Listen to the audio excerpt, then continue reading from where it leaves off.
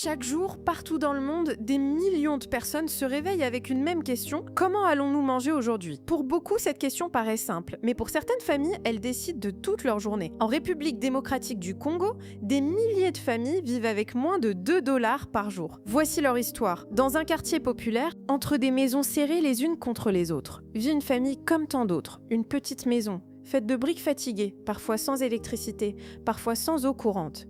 Quand la nuit tombe, l'obscurité remplace la lumière. Quand l'eau manque, il faut marcher loin pour en trouver.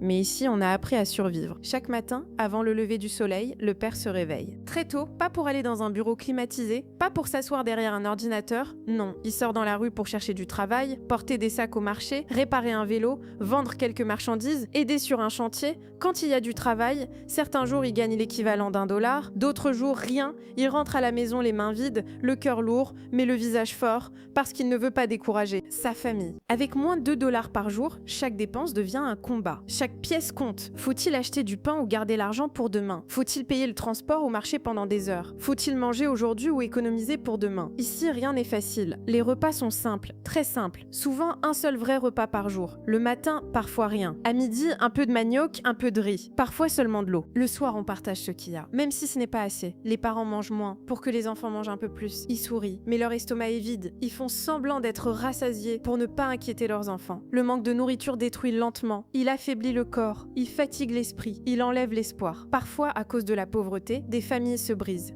Des enfants se retrouvent seuls, abandonnés. D'autres deviennent des orphelins et des orphelines, livrés à eux-mêmes, non pas par manque d'amour, mais par manque de moyens. Les enfants de cette famille vont à l'école quand c'est possible. Car l'école coûte cher. Les cahiers, les stylos, l'uniforme, les frais, tout coûte. Certains jours, ils restent à la maison. Non pas parce qu'ils ne veulent pas apprendre, mais parce que leurs parents ne peuvent pas payer. Ils regardent les autres enfants partir à l'école, le sac sur le dos, et ils rêvent de devenir médecins pour soigner les malades, enseignants, pour transmettre le savoir, ingénieurs, pour construire le pays. Ils rêvent d'un avenir meilleur, même quand tout semble contre eux. Malgré tout, cette famille continue d'avancer. Elle refuse d'abandonner. Il y a la solidarité du voisin, un peu de nourriture partagée, un sourire offert, un conseil donné. Il y a l'entraide, le respect, la dignité. Même dans la pauvreté, ils gardent leur humanité. Ils rient parfois, ils prient, ils espèrent, parce que l'espoir est souvent la seule richesse qu'ils possèdent. Cette histoire n'est pas unique. Elle représente des millions de familles en République démocratique du Congo et partout en Afrique. Un continent riche,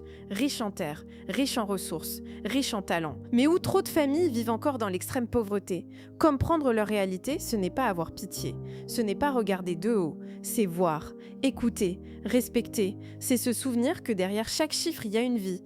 Derrière chaque statistique, il y a une famille. Derrière chaque pauvreté, il y a des rêves. Si cette histoire t'a touché, ne l'ignore pas. Partage cette vidéo, parle-en autour de toi. Abonne-toi pour découvrir d'autres histoires humaines que le monde ne montre pas assez. Ensemble, faisons entendre ces voix, parce que chaque vie compte, parce que chaque rêve mérite une chance.